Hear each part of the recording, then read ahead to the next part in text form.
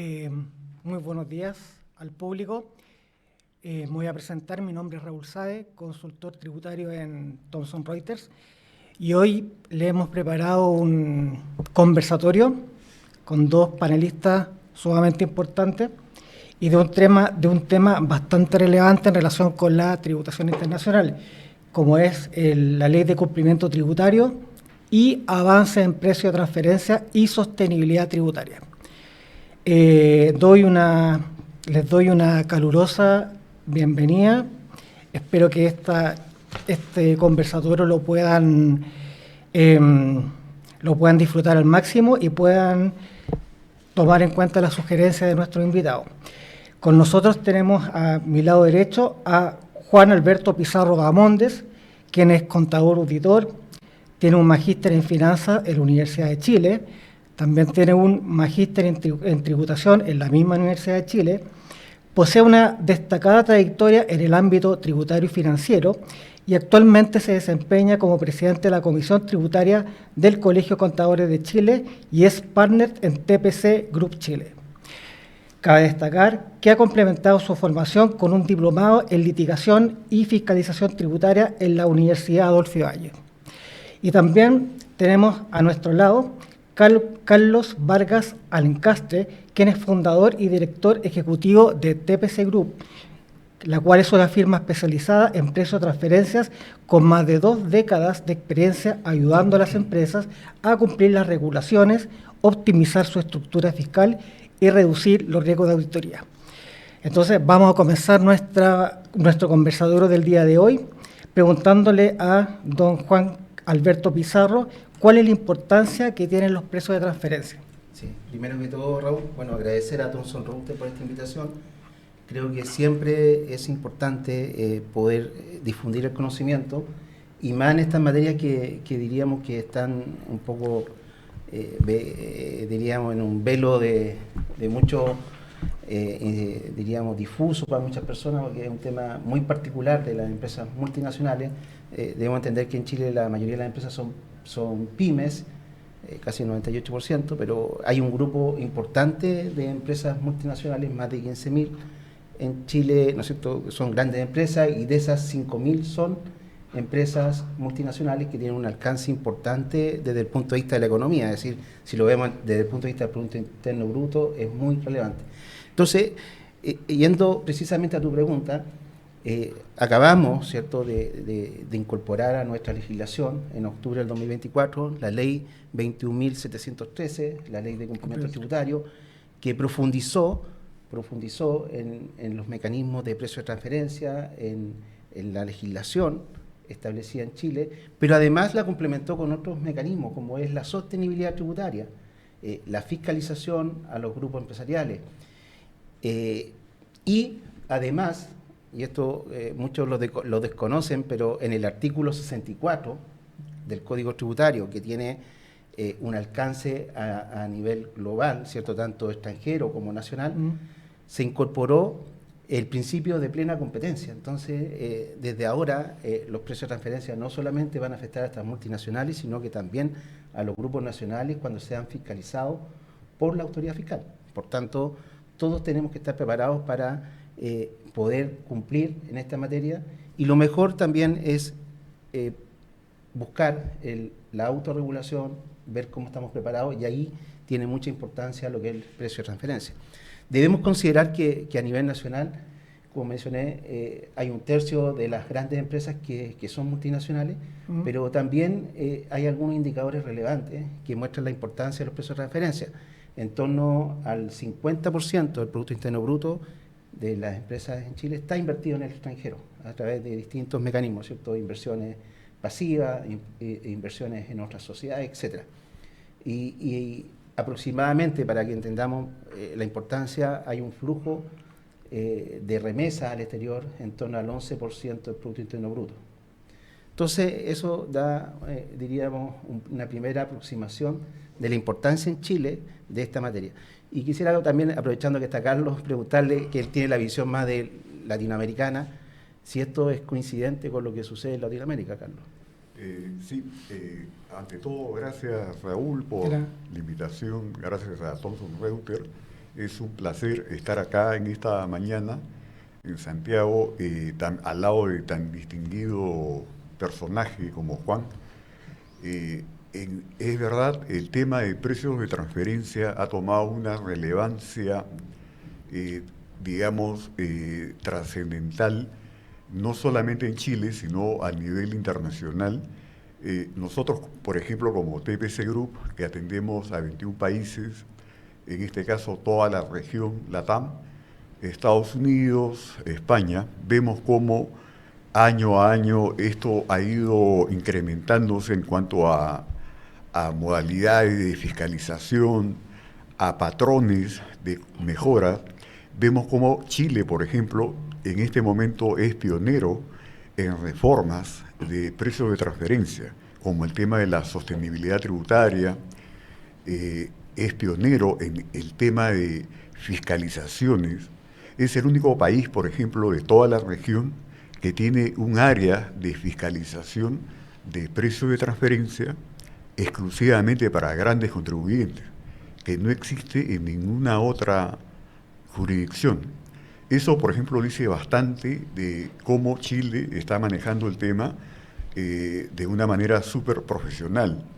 Además de ello, he visto muchas presentaciones donde Juan ha sido partícipe a través del Colegio de Contadores de Chile, donde he observado panelistas, presentadores del Servicio de Impuestos Internos, que tienen una alta preparación, no solo académica, sino también técnica, bastante técnica y muy bien orientados. Entonces, ello nos lleva a poder establecer que en los próximos años el tema de precios de transferencia, sobre todo en Chile, va a tomar una mayor importancia de la que ya está teniendo.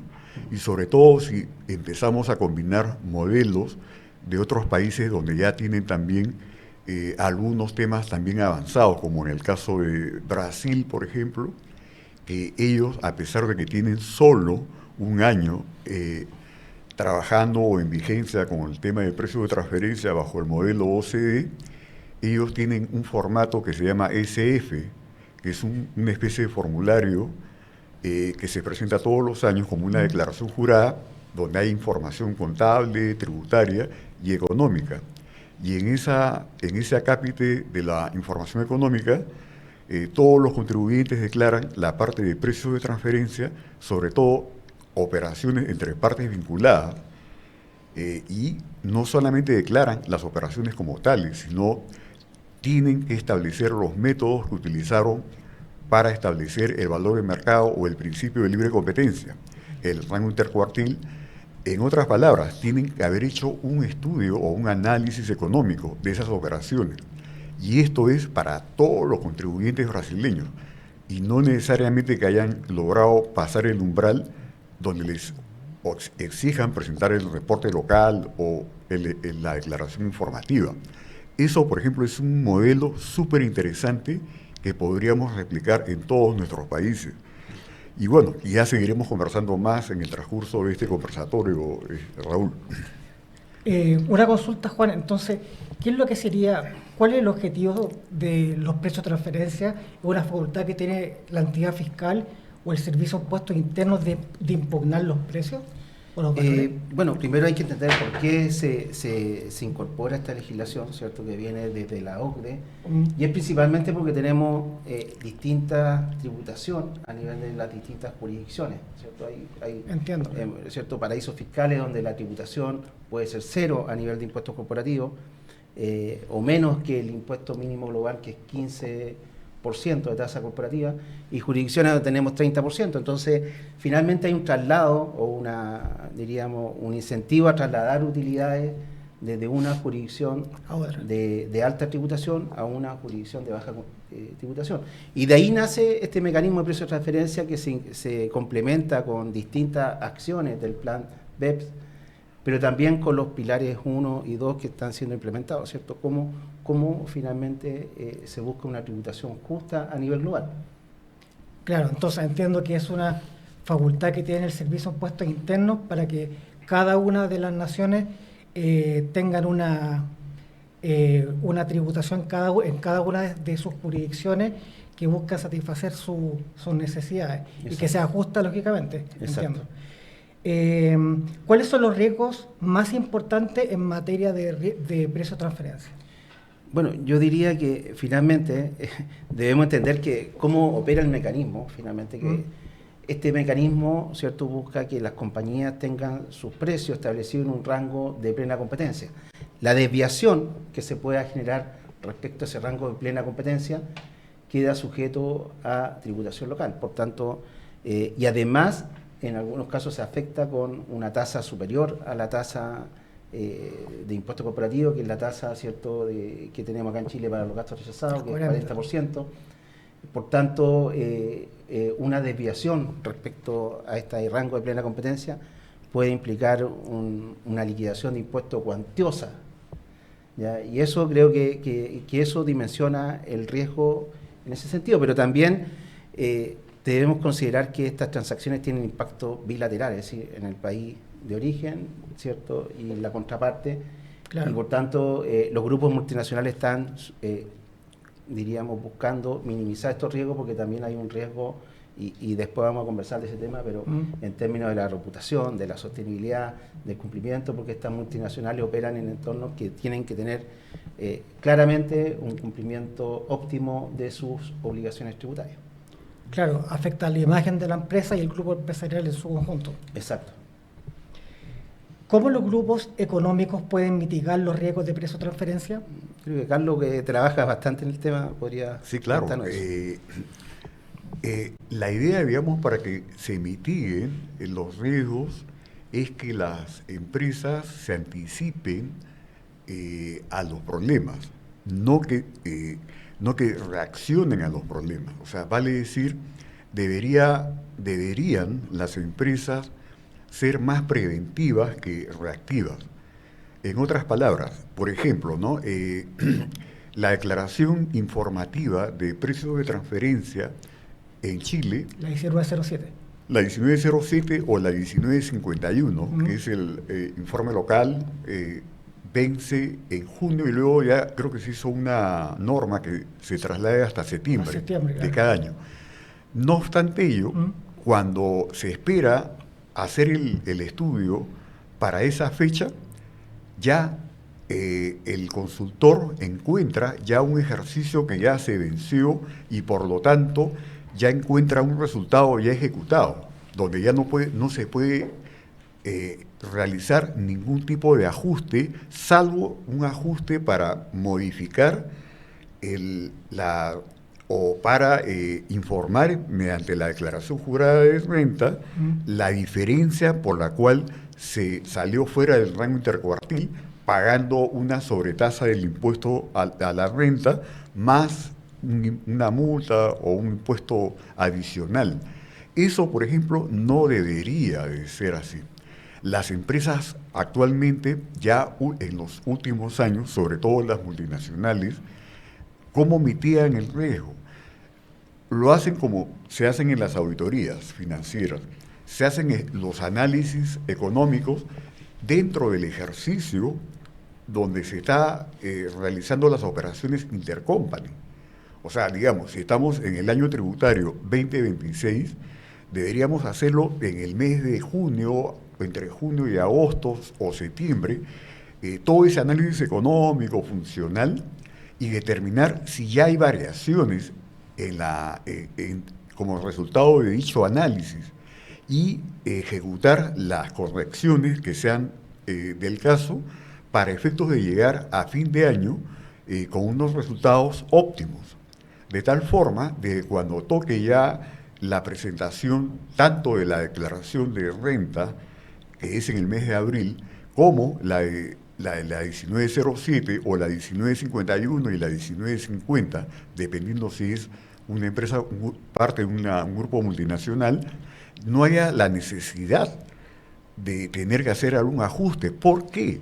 Porque hacer un ajuste no solamente es un tema de carácter económico, de hacer un pago de una salida de dinero, pagar de una salida de caja, que va en contra de la liquidez de la empresa, sino es un demérito para la empresa, para el grupo económico, porque son indicadores de riesgo que le dan una llamada de atención al Servicio de Impuestos Internos, donde le indican de que la empresa no tiene el cuidado de llevar su política de precio de transferencia de una manera adecuada. Entonces, si se trata de mitigar riesgos, yo empezaría recomendando a las empresas, sobre todo a las multinacionales, a las empresas que desean mitigar precisamente los riesgos, que empiecen por tener una política de precios de transferencia, que es hoy por hoy el punto de partida para la sostenibilidad tributaria. Sí. Entonces, partiendo por ese lado, yo creo que esto va a ser mucho más manejable y las empresas van a poder desarrollarse tanto económicamente como dentro del ámbito, digamos, corporativo o dentro de la economía de una manera sostenible. Sí.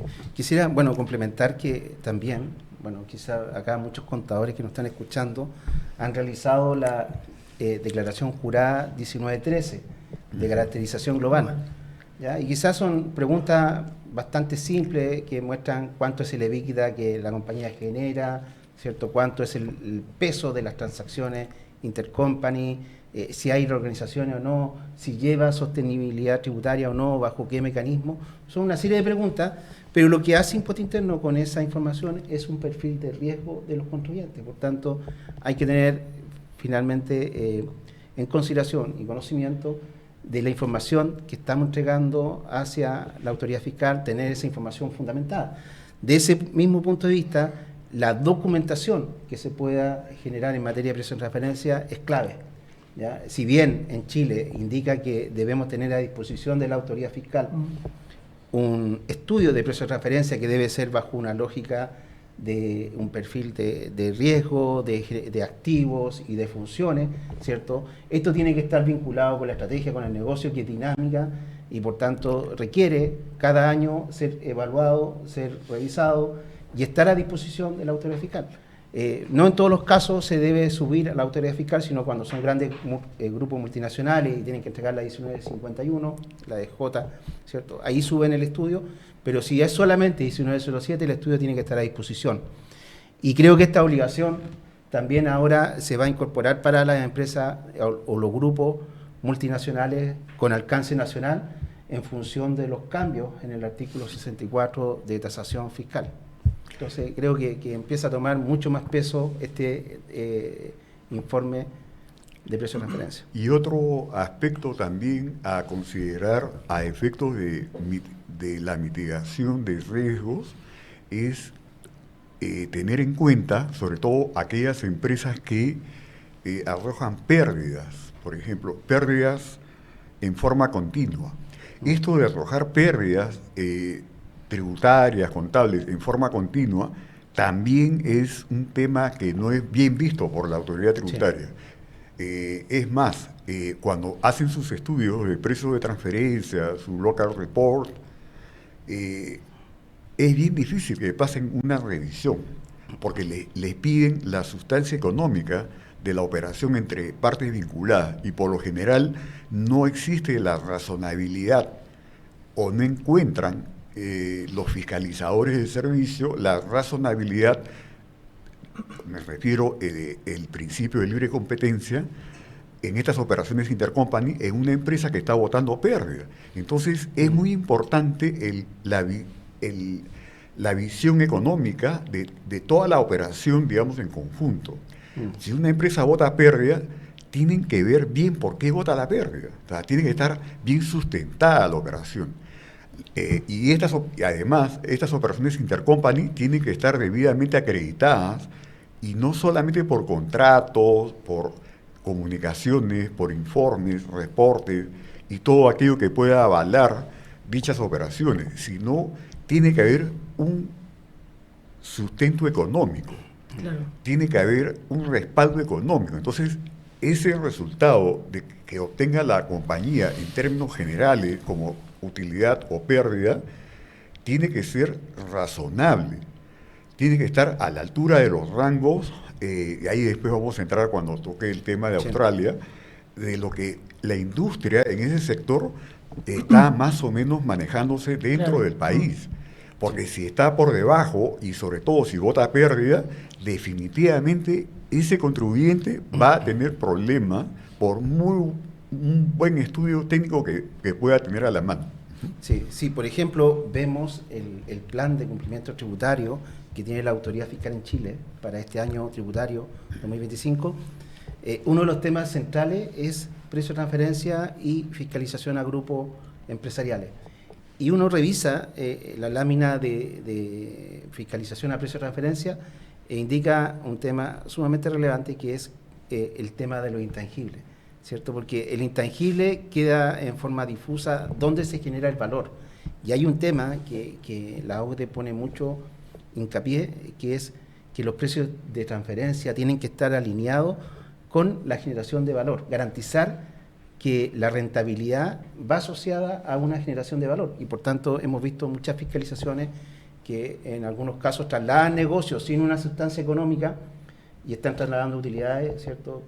Sin un sustento económico, y eso claramente son riesgos bastante significativos. O tener intangible y no cobrar una regalía o un royalty por ese intangible hacia el exterior. Entonces son indicadores que los grupos multinacionales tienen que comenzar a mirar, porque la autoridad fiscal, como bien decía Carlos, cada vez va apretando más las clavijas y tiene mucha información con el exterior. Hace poco veíamos operaciones que aparecieron, ¿no es cierto?, como 63 grandes contribuyentes.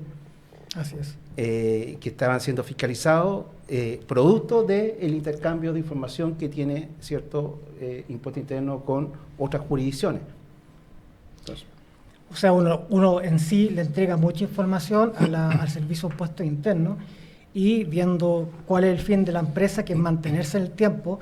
Un negocio que no es viable es llamativo para el servicio de impuestos internos, porque se requiere desde el punto de vista económico y fiscal generar utilidades. Otra pregunta: ¿qué importancia tiene el marco de control fiscal para el cumplimiento tributario en materia de precio de transferencia? yo creo que el marco de control fiscal es algo que desde el punto de vista de los auditores hemos aplicado en otro ámbito, ¿cierto?, que es el ámbito del control interno, ¿cierto? Y todos hablamos del control interno, del COSO, ¿cierto?, pero orientado al cumplimiento de los números financieros. Sí.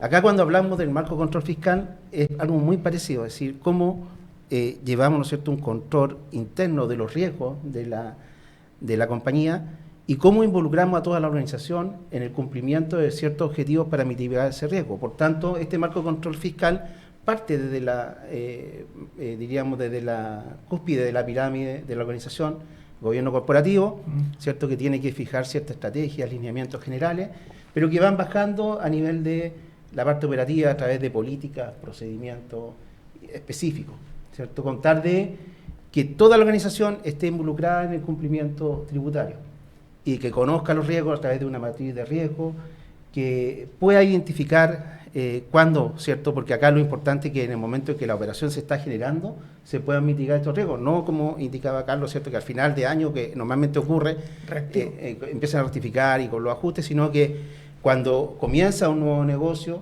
¿cierto?, porque los negocios son bastante dinámicos, se evalúen estos componentes como de precio de transferencia, si el contrato tiene sustancia económica, si cumple con los lineamientos, ¿cierto?, en materia de precio de transferencia. Claro.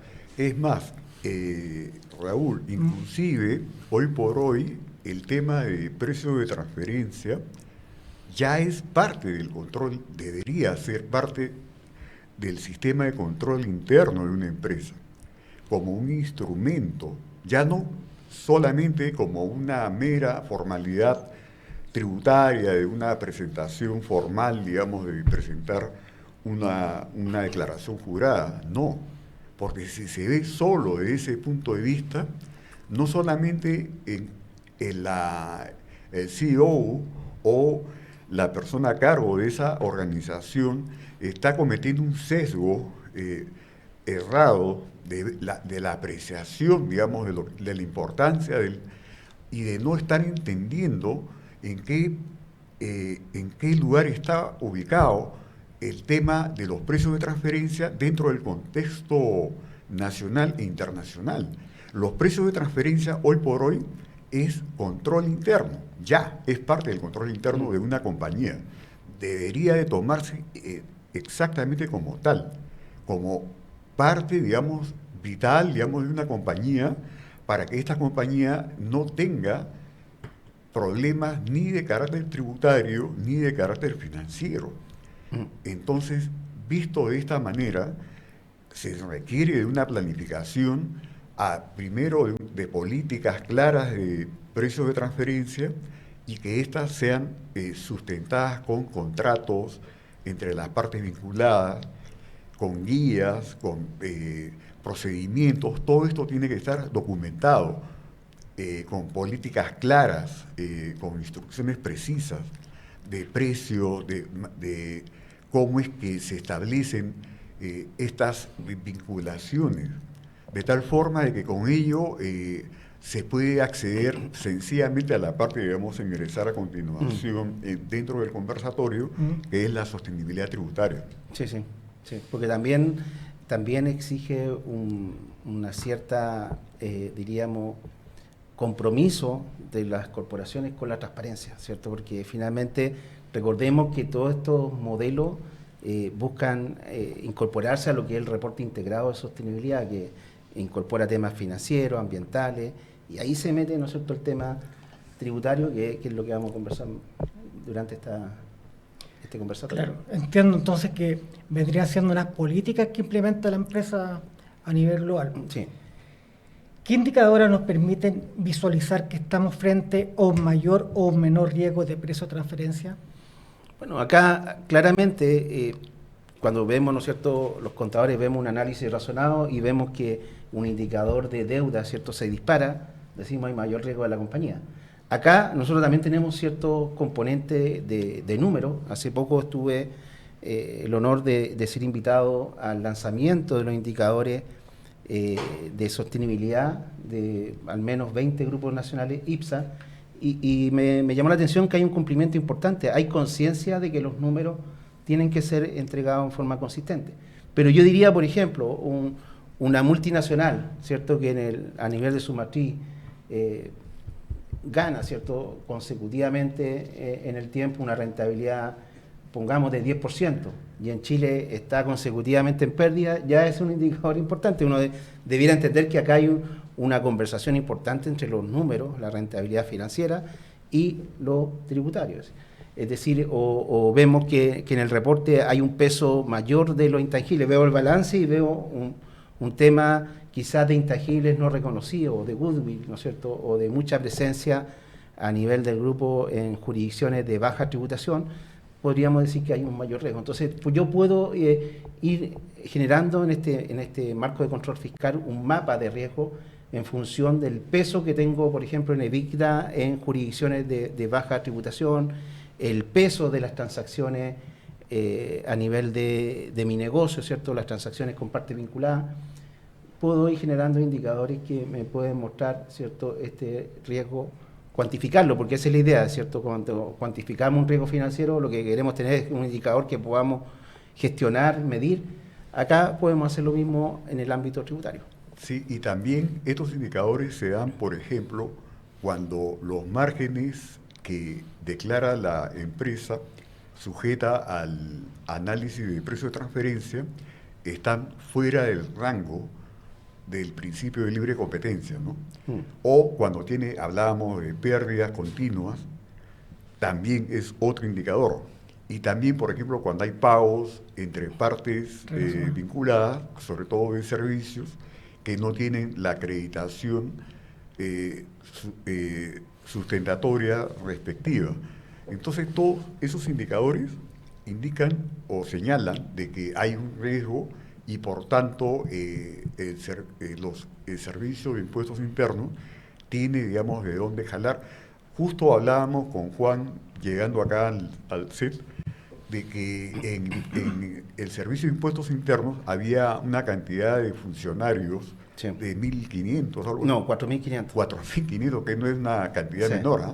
y de los cuales solamente habían 50. Nosotros sacamos un cálculo de 50 que están fiscalizadores en el precio de transferencia, ¿no? Pero esos 50 fiscalizadores de precio de transferencia recaudaban mucho más que los fiscalizadores de los demás impuestos de IVA, renta, ¿no? Entonces, ahí nomás, por ejemplo, uno se puede dar cuenta de la trascendencia, de la importancia, digamos, que se tiene, y por lo cual también los directivos, y sobre todo los ministros de Hacienda de todos los países de la región, le ponen bastante interés al tema del precio de transferencia, porque saben de que ahí hay bastante por hacer, por recabar, y las empresas, por lo tanto, están obligadas de una u otra manera a tomar sus precauciones, teniendo un buen soporte, digamos, de documentación sustentatoria, haciendo bien sus análisis y sobre todo teniendo un buen consultor, porque ahora contratar un consultor barato sale caro, como dice el dicho, ¿no? O sea, no se puede tener un consultor que le cobre barato, porque eso no existe. Tiene que ser un consultor que sepa bien su actividad, de tal forma de que le pueda sustentar el estudio ante cualquier fiscalización o ante cualquier situación que amerite. Sí. Complementaría que, bueno, dentro del área de mayor controversia a nivel fiscal está precisamente la materia de precio de transferencia, ¿ya? Donde existe mayor controversia, juicio y disputas, ¿cierto?, a nivel fiscal. Y acá en Chile particularmente el peso de la prueba lo tiene el contribuyente. El contribuyente es el que tiene que tener a disposición el informe de precio de transferencia. Es decir, la prueba no está en la autoridad fiscal y el contribuyente tiene que tener, ¿no es cierto?, este peso de la prueba que va a ser cuestionado por la autoridad fiscal. Claro. Sí, y muchos indican, oye, ¿por qué ahí tenemos que hacer este análisis económico, después funciones, del mercado, etcétera? Que es un documento bastante extenso, ¿cierto?, el informe de precio de transferencia, para llegar finalmente a una conclusión del rango de plena competencia. Y precisamente porque ese rango que se obtiene a través de comparables, ¿cierto?, para poder elegir esos comparables tuve que ver todo el entorno económico en el que opera la entidad, ¿cierto? Porque no es lo mismo una entidad quizás distribuidora en Chile a nivel mayorista que una distribuidora a nivel minorista. No es lo mismo una distribuidora de autos, ¿cierto?, que una distribuidora de productos eléctricos, es decir, son distintos. Entonces, claramente acá hay un análisis que tiene que hacer muy preciso el contribuyente para poder defender su situación ante la autoridad fiscal. Y creo que ahí también uno puede ver la complejidad y la necesidad de asesorarse correctamente. Una duda, ¿cuál es el principio de plena competencia? ¿Que los valores sean a valores de mercado?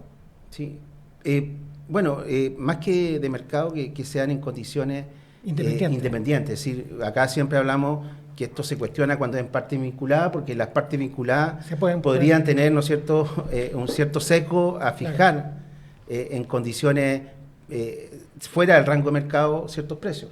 Entonces, cuando vamos a ver qué pasa en el mercado, ¿cierto?, en condiciones de empresas que operan en forma independiente, esas empresas operan en condiciones de un valor, un fair value, ¿no es cierto?, un valor de mercado que es en condiciones de plena competencia. Y sobre todo, este principio de arm's length o libre competencia está orientado en el tema internacional, ¿no?, donde lo que se busca es evitar de que el lucro, o sea, el impuesto a las ganancias, se traslade a jurisdicciones donde no precisamente se ha determinado la ganancia. O sea, que se traslade a jurisdicciones de menor tributación o de nula tributación. Entonces, lo que se busca es que si se ha ganado, si la utilidad se ha establecido en un país con una determinada tributación, ahí se pague el impuesto a las ganancias, no en otro país de menor tributación.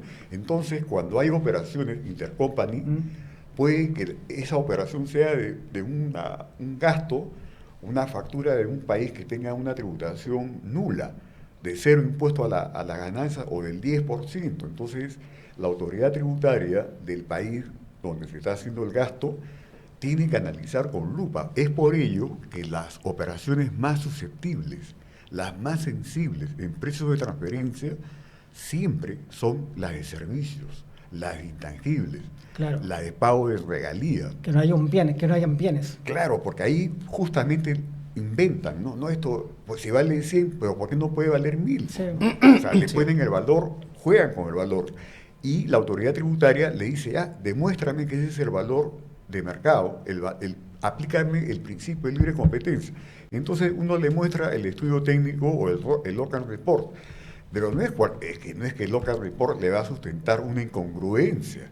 O sea, esa operación tiene que ser una operación económica basada en una realidad económica. O sea, que en realidad que ese valor pagado haya sido un valor pagado como si lo hubiese pagado a un tercero independiente, a una empresa cualquiera de afuera, el mismo valor que lo hubiese pagado, no a su vinculada. Entonces, ahí está el detalle. Y eso hay que sustentarlo a través de un estudio bajo una regulación, escogiendo un método, de varios métodos que existen, Claro. utilizando comparables internacionales, Sí. Es decir, bajo toda una metodología y llegar a una conclusión de que el valor pagado por esa realidad o por ese servicio fue a valor justo de Sí. mercado, Hay como un si lo hubiese punto, pagado sí. un tercero. Hay un punto que indica Carlos, que dice comparables internacionales. Y acá creo que es importante para poder hacer la diferencia del concepto de plena competencia con otros conceptos que existían en Chile. Por ejemplo, el artículo 64, que me he referido varias veces a ese artículo 64 del Código Tributario, que es la facultad de tasación de impuesto interno en operaciones que, ¿cierto?, está fiscalizando. Anteriormente hablaba de valor corriente en plaza, Claro. ¿cierto?, que era un valor localizado. Es decir, y acá hablamos de plena competencia, es decir, tenemos que ver los mercados más eficientes, más competitivos, y eso necesariamente nos obliga a ir a ver comparables internacionales. Entonces, se amplía el rango de este concepto y es, diríamos, un concepto mucho más económico que el concepto de valor corriente en plaza, que básicamente uno podría incluso haber sacado una cotización en el periódico local del precio y uno cuantificaba, no sé, un valor de un yate, por ejemplo. Y acá no, acá tenemos que ir al valor de plena competencia. Entonces, ya tenemos también complejidad en el mecanismo de valorización y tenemos que ir a fuentes confiables, que son, en algunos casos, Bloomberg. ¿Cuál es la que utilizan ustedes, Carlos?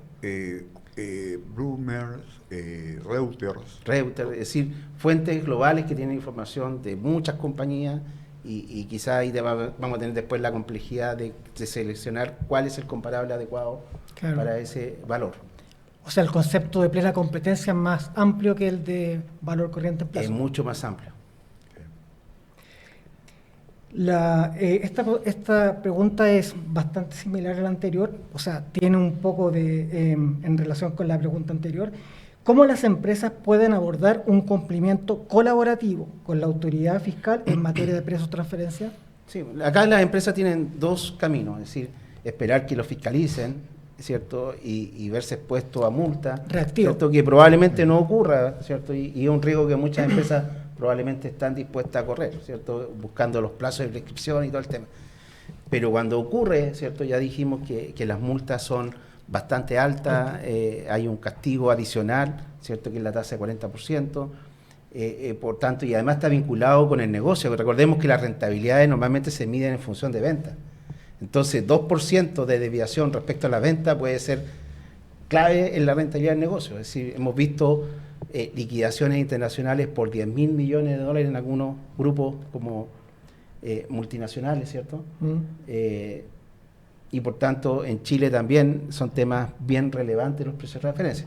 Por tanto, la pregunta puntual, ¿cierto?, ¿cómo podemos abordar este riesgo?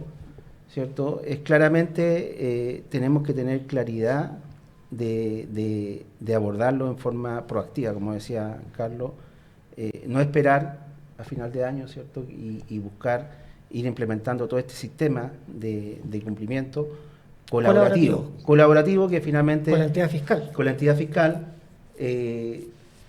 Y creo yo que acá hay mecanismos que son certificaciones en las cuales yo formalizo esta relación con la autoridad fiscal, pero yo voluntariamente podría tomar estos modelos, implementarlo en la organización y cuando me sienta preparado después de 5 años, establecer una relación más formal con la autoridad fiscal respecto al mecanismo.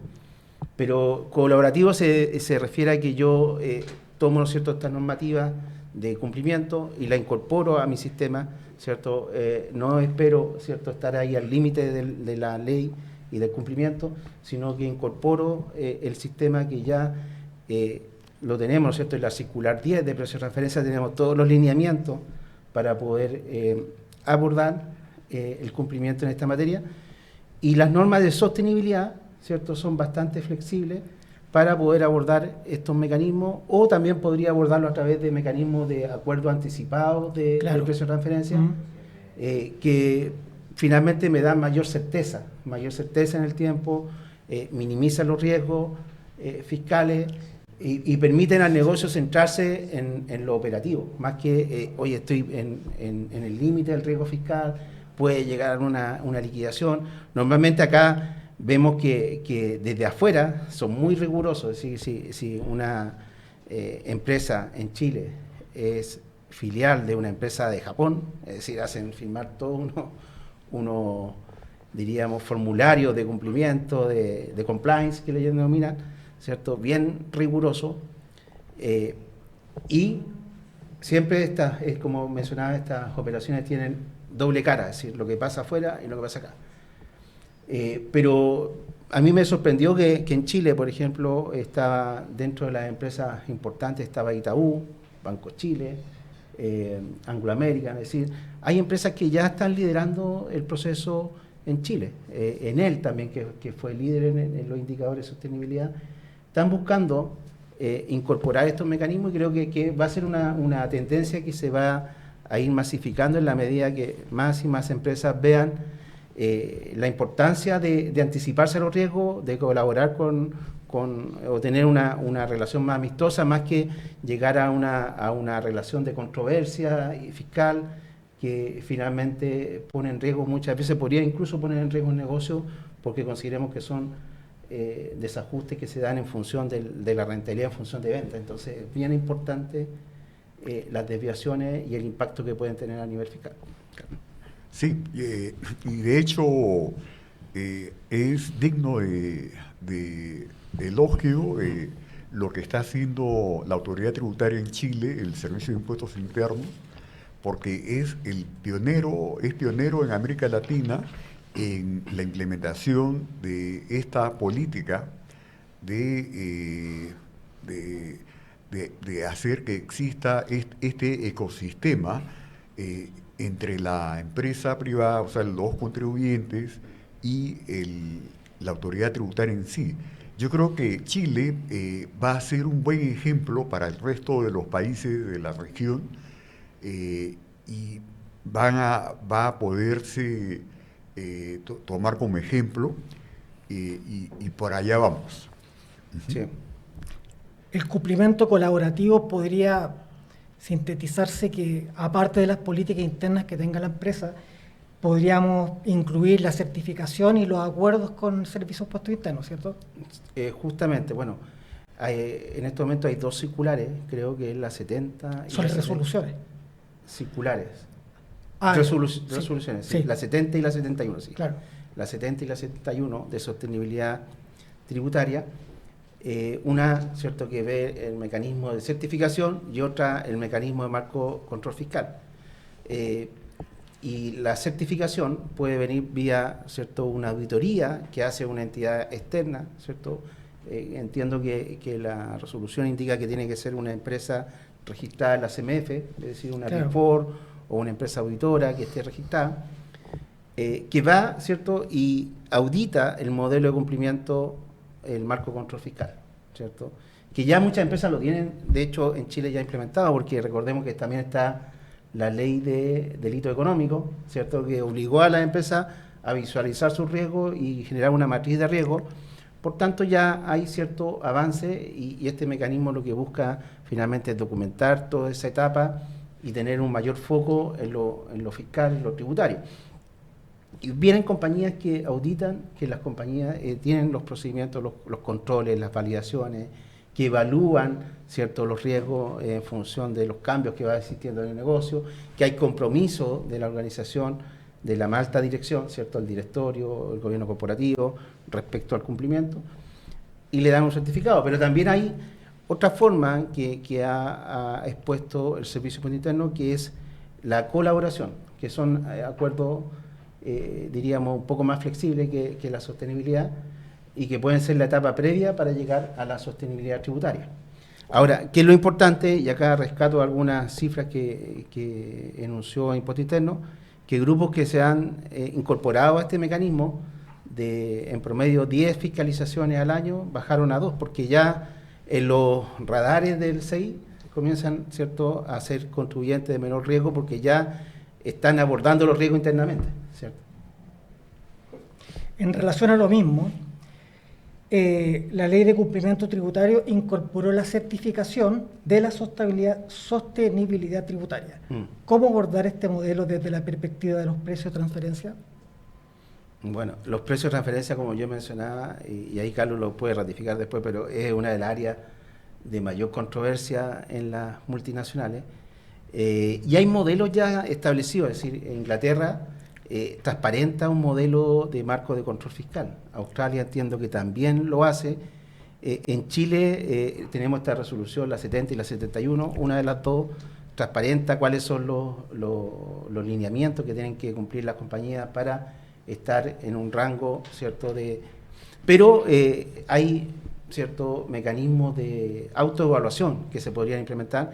Yo creo que el más importante es ver que la rentabilidad esté en un rango de plena competencia, y eso se pueden hacer con estudios más específicos, Carlos. Claro. ¿Entiendes? Ahí, en este caso, para poder aterrizar el tema de la sostenibilidad tributaria o poderlo alcanzar con el tema de precios de transferencia, yo creo que el eslabón o el vínculo está en el manual, ¿no? En el manual de precios de transferencia. O sea, tiene que haber un manual de precios de transferencia previo. Sin ese manual no podría haber una sostenibilidad tributaria en precios de transferencia. O sea, unas políticas de precios de transferencia, más que manual. O sea, esas políticas de precios de transferencia sería el punto de partida para poder establecer las reglas de juego con la autoridad tributaria. Si no, ¿en qué te basarías para poder establecer con el Servicio de Impuestos Internos que tú estás en un nivel óptimo de manejo de tus temas de precios de transferencia? Entonces yo creo que el primer punto con el cual podría empezar la empresa o el contribuyente es teniendo sus políticas de precios de transferencia. Y de ahí para adelante ya la firma auditora o la encargada de hacer la certificación validaría todos los procesos, toda la documentación, y pasaría a certificar de que la empresa en materia de precios de transferencia cumple con todos los mecanismos de mitigación de riesgos. Sí. Ahora hay que también resaltar que los precios de transferencia, uno habla, ¿no es cierto?, pero es muy amplio, es decir, va desde precios de productos y servicios en que opera la entidad, también el valor de que cobra por regalía o que recibe por regalía del exterior, transacciones financieras, el valor que se fija en una organización empresarial, ¿cierto? Es decir, es bastante amplio. Y además debemos entender la dinámica de los negocios, que son bastante complejas y cambiantes en el tiempo. Por tanto, exige que las compañías estén bastante sintonizadas, y ese manual creo que se hace un año, pero tiene que ser revisado también año a año para ir bajando el riesgo, porque cada año vemos que o pueden existir nuevas exigencias por parte de la autoridad fiscal, o los negocios cambian y requieren ir adaptándose a estos cambios. Cierto. La autoridad australiana estableció mayor transparencia en su actuar, publicando rangos de rentabilidad por industria. ¿Cómo opera esto a nivel de precio de transferencia? Yo creo que primero destacar esa iniciativa de la autoridad australiana, porque creo que es un mecanismo de transparencia, y en definitiva diría yo que la autoridad fiscal transparenta hacia los contribuyentes cuál es su forma de medir el riesgo, ¿ya? Que lo que hizo particularmente la autoridad australiana fue que en determinadas industrias, que deben ser las de mayor impacto a nivel de la economía, industria de distribución, industria farmacéutica, industria automotrices, que normalmente, fijémonos que son, y si lo vemos al caso chileno, son normalmente filiales de grandes grupos multinacionales, ¿cierto? Acá en Chile tenemos muchas marcas de automotrices y son de las principales fabricantes a nivel mundial. Lo mismo a nivel farmacéutico, por ejemplo, o electrodoméstico. Entonces, fijó rangos de rentabilidad porque creo que ahí hay un espacio difuso, ¿cierto?, de grandes grupos económicos multinacionales que a nivel de distribución, ¿cierto?, no fijan claramente un rango que en todos los casos cumple con el criterio de plena competencia. ¿Qué es lo que hizo la autoridad fiscal australiana? Que fijó rangos como tipo semáforo, ¿ya? Indicó, según mi base de datos, la rentabilidad en la industria 1, ¿cierto?, es el rango o el semáforo verde, una rentabilidad de 10%. El semáforo amarillo, es decir, en el cumplimiento al límite, menor. Sí, 5%. Y en el rango rojo, 5% hacia abajo. Entonces, cuando la compañía se autoevalúa y ve que está en un rango de 3%, debe entender que claramente algo pasa. Entonces debería revisar su rentabilidad porque está en el semáforo rojo desde el punto de vista de la autoridad fiscal. Eso en Chile entiendo que hasta la fecha no está implementado, pero sí en algún seminario que hicieron en el Colegio de Contadores, la autoridad fiscal tomó este caso, por tanto creo que es algo que se está mirando. ¿Dónde se quiere llegar? Sí, porque hemos visto que cada vez hay mayor desarrollo de lo que es la transparencia a nivel de la autoridad fiscal. Creo que se está buscando los estándares de los países desarrollados, donde son buenos ejemplos Australia, Inglaterra, en esa materia. Ahora bien, lo que dice Juan es bastante cierto y en verdad es un modelo a seguir mundialmente, ¿eh? O sea, el modelo australiano es un modelo que seguramente en el tiempo se va a replicar en la mayoría de países. Pero cabe señalar un detalle que muchos quizás no conozcan, muchas personas me refiero, y es que Australia recién ha tenido su primer año de presentación de declaración jurada informativa de precios de transferencia.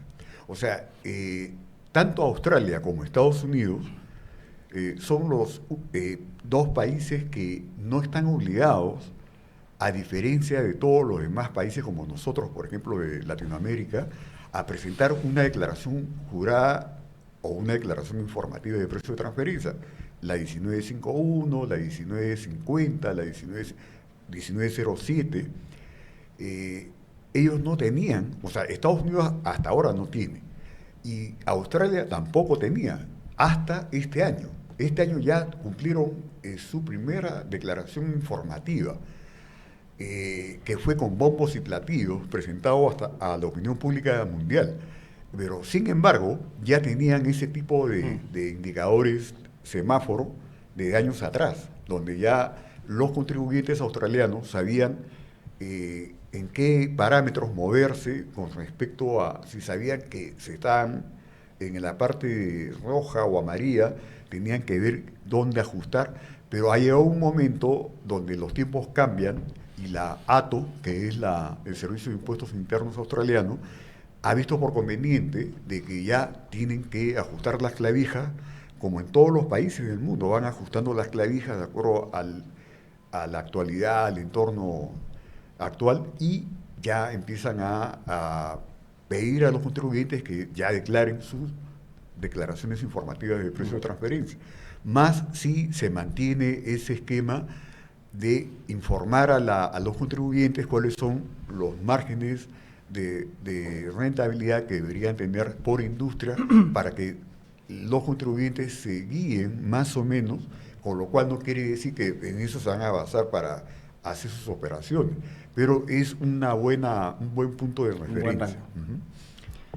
Entonces, Juan, Por ejemplo, en el caso de Chile, el Servicio de Impuestos Internos tiene a disposición una opción de que los contribuyentes puedan consultarle a ellos las operaciones transfronterizas. En cambio, el modelo australiano significa que la entidad reguladora, da a conocer los rangos de rentabilidad esperados. ¿Sería como esa la diferencia? Sí, bueno, en Chile, si una empresa quisiera conocer su rango, debiera pedir un informe acotado, ¿cierto?, de cuáles son los comparables y determinar ese rango de plena competencia, lo que es una distribución normal de la rentabilidad y ver dónde está ubicado. Pero en Australia, para esas industrias que mencionábamos, la misma autoridad fiscal lo transparenta, ¿cierto? Son mecanismos distintos. Probablemente nosotros vamos en esa tendencia, pero es un mecanismo que finalmente baja los costos de cumplimiento para los contribuyentes. Claro. Y también promueve el autocumplimiento, que sí, creo que es relevante. Sí.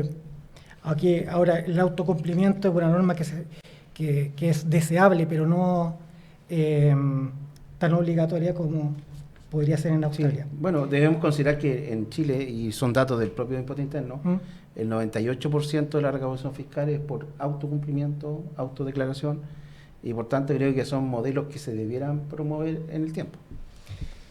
¿Qué recomendaciones nos pueden dar para mejorar el cumplimiento tributario en materia de precio de transferencia? Yo esa pregunta se la dejaré a Carlos, porque creo que Carlos ha tenido bastante proceso y visión latinoamericana. Yo creo que uno de los modelos que podría servir bastante para mejorar el sistema ya actual de Chile, que ya es muy bueno, quizás sea el implementar este sistema que les comentaba al inicio de Brasil, que es el tener un formulario que sea parte de la declaración de renta anual, donde se tenga que declarar de forma obligatoria todas las operaciones intragrupo, intercompany, porque hay compañías que no superan los límites para llegar a estar obligados a presentar el reporte local, o sea, la 1951, digamos, pero que son operaciones importantes, sobre todo son operaciones de servicios. Entonces, al implementar este formato de información, donde se establezca el método que se ha tomado, donde se establezca el rango intercuartil, los resultados, yo creo que la importancia que va a tener los precios de transferencia entre los contribuyentes va a ser de tal envergadura que todos van a estar alineados como lo está Brasil en estos momentos. Tú ahí mencionas como una 1907 más amplia. Pero que esté dentro del marco de la DJ, dentro de la 022, o sea, del formulario 22. De la renta anual, como un anexo, parte del anexo. Sí. Y lo otro es, por ejemplo, en el caso de operaciones de servicios, por ejemplo, en Perú se maneja el test de beneficio, ¿no? Test de beneficio es un informe técnico de carácter cualitativo, donde toda operación de servicios que tenga un markup, o sea, operaciones entre partes vinculadas, de alto valor agregado, o sea, vale decir, con un markup mayor al 5%, debe estar acreditado con un informe técnico.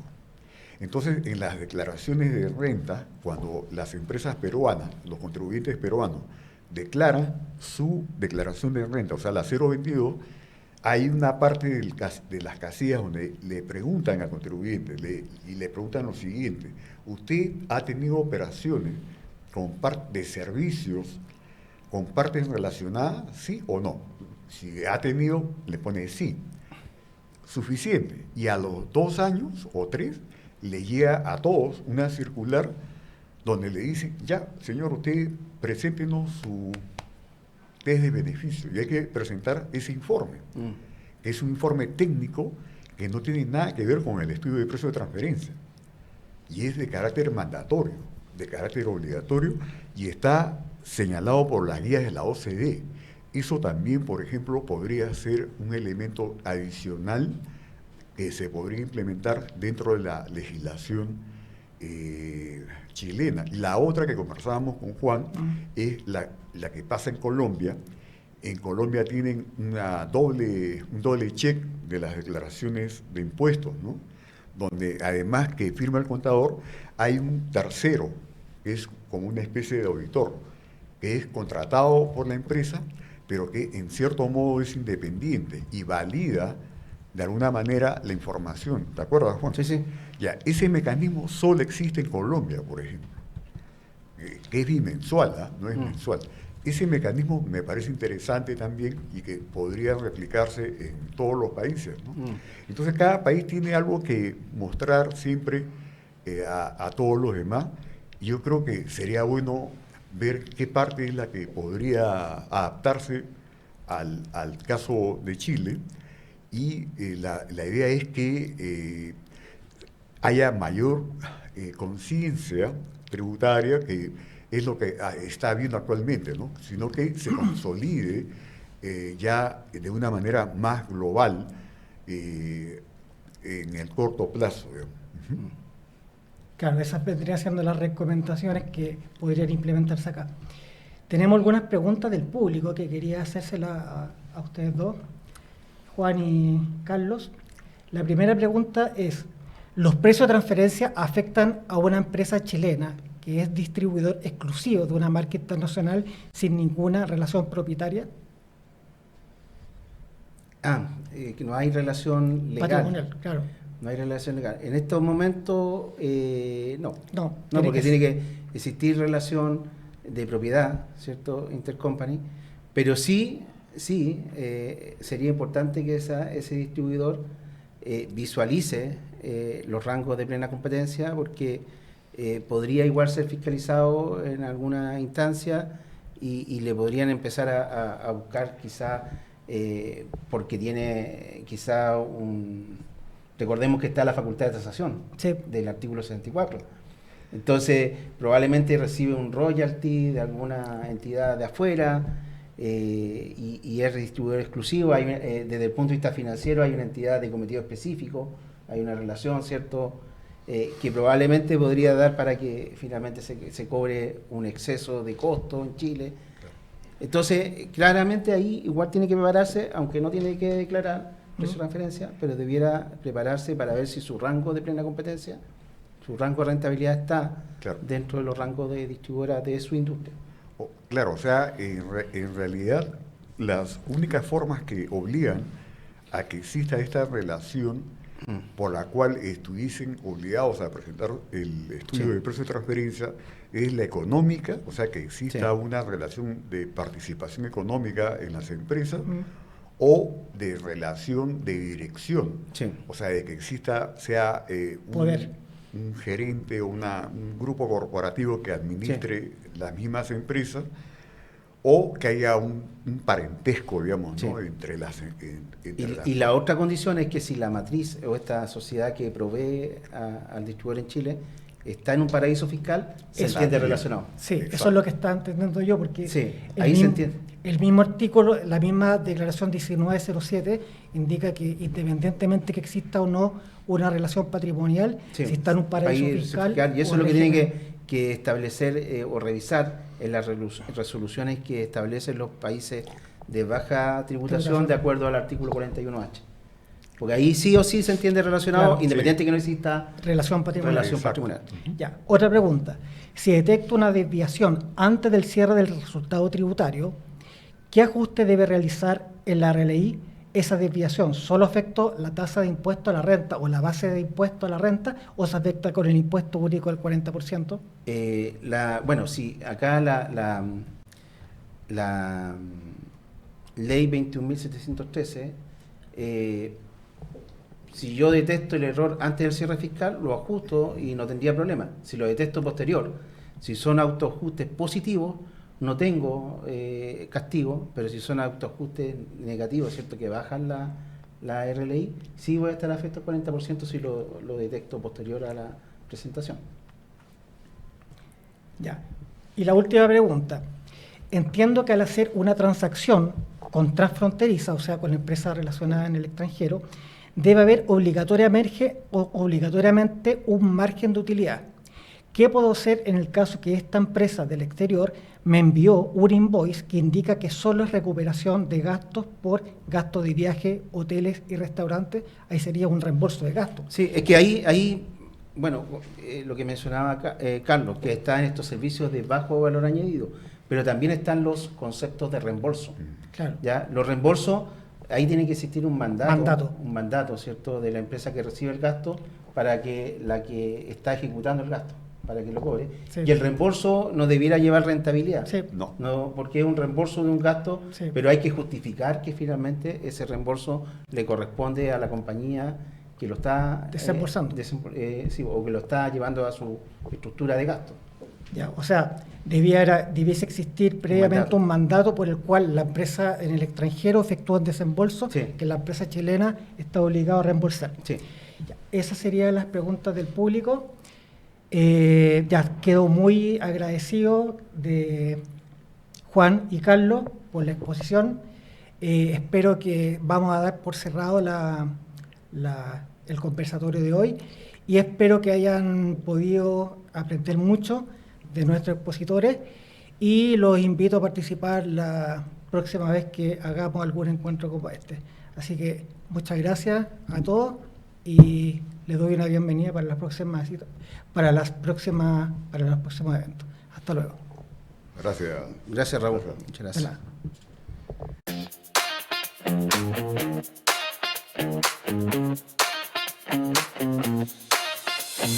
Hola.